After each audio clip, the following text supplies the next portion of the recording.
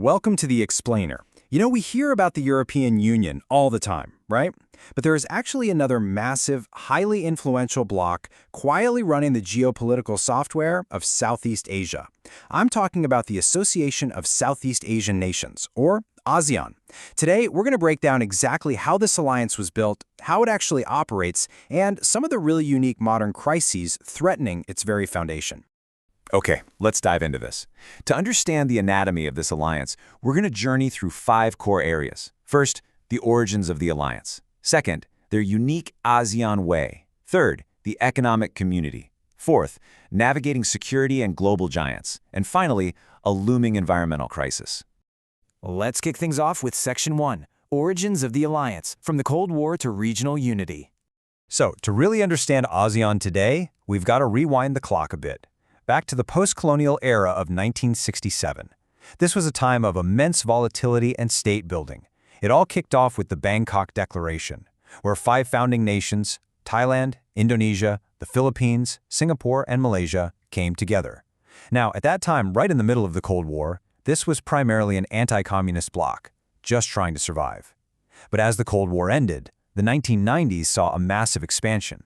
Fast forward to 2008, the ASEAN Charter came into force, giving the association official legal status. And then in 2015, they took a huge leap, shifting from a survival pact to a modernized economic powerhouse, with the launch of the ASEAN Economic Community.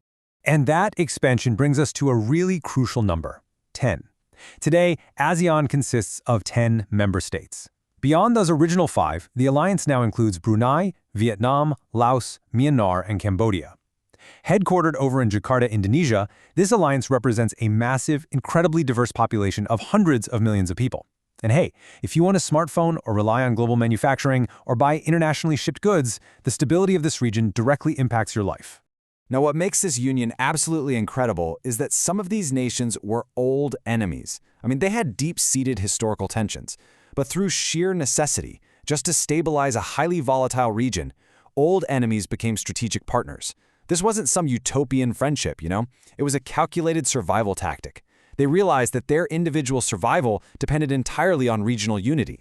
Let's move to Section 2 and see how this builds. The ASEAN Way, the geopolitical operating system.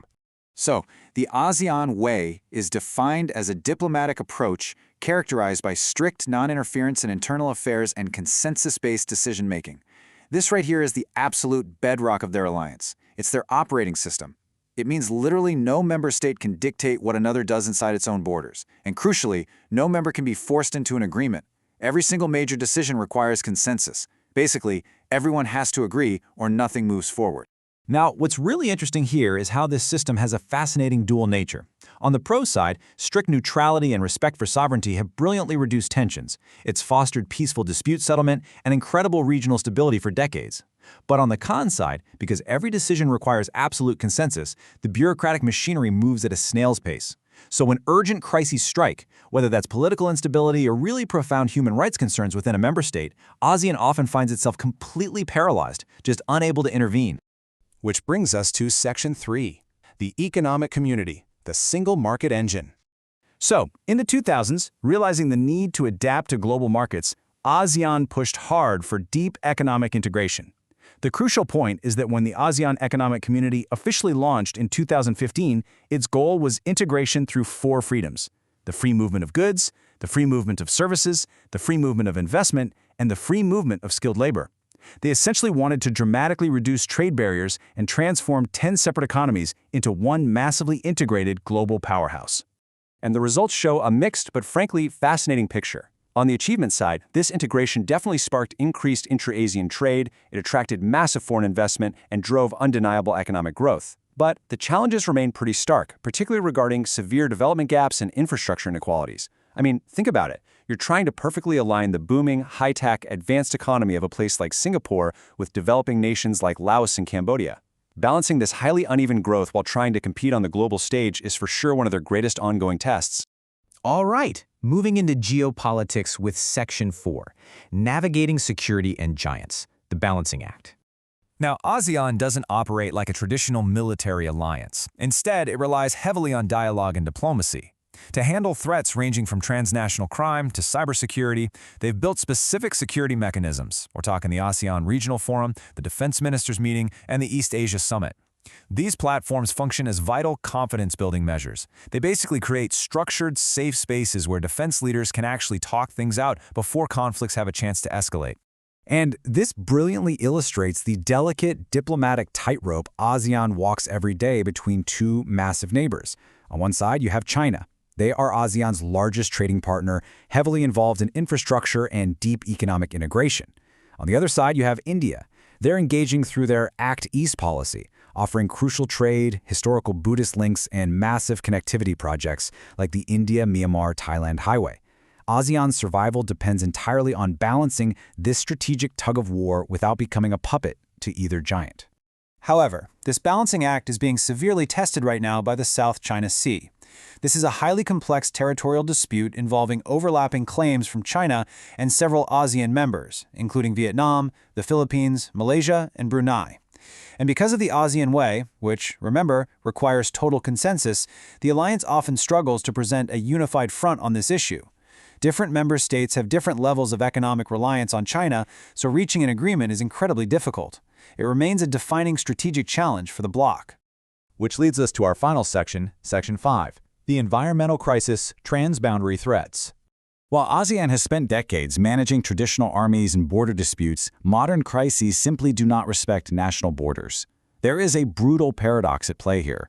Nations like Vietnam and the Philippines are extremely vulnerable to climate change, right? Yet the region's rapid economic desperation drives massive energy demands. To meet this, we are seeing heavy investments in climate-damaging infrastructure. For example, Indonesia has plans to build 117 new coal-fired power plants by 2025, and Laos is actively constructing immense megadams on the Mekong River. And here is why this becomes an alliance-level crisis: the transboundary effects. Domestic economic choices in one nation are directly harming the environment of another. Because of those massive dams in Laos, Vietnam is literally losing water in the vital Mekong Delta. Meanwhile, as large areas of rainforest are burned down in Indonesia to make way for palm oil plantations, the resulting toxic haze blows directly over Singapore and Malaysia. You might be wondering, haven't they tried to stop this? Well, back in 2003, ASEAN did create an agreement aimed specifically at reducing these forest fires and the resulting transboundary haze, but it has largely failed to curb the pollution. Why?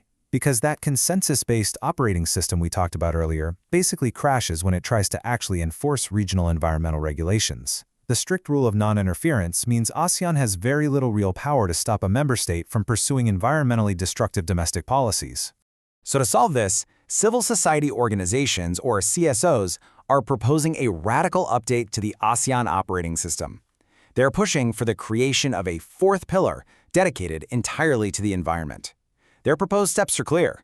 First, ensure transparent information sharing across borders. Second, allow civil society to get involved, free from state repression. And third, actually enforce ecological limits on the region's relentless economic growth. The driving ethos behind this proposed fourth pillar is captured perfectly by the CSOs: serve people rather than profit. It's a really powerful, urgent reminder of the human element that exists behind all the bureaucratic acronyms, free trade zones, and geopolitical strategies we've been looking at today. Which leaves us with this final critical question: can an alliance built entirely on strict non-interference actually survive modern problems that simply don't respect borders? It is the ultimate test for the geopolitical software running Southeast Asia. Thank you so much for joining me for this explainer. Keep questioning, keep learning, and I'll see you next time.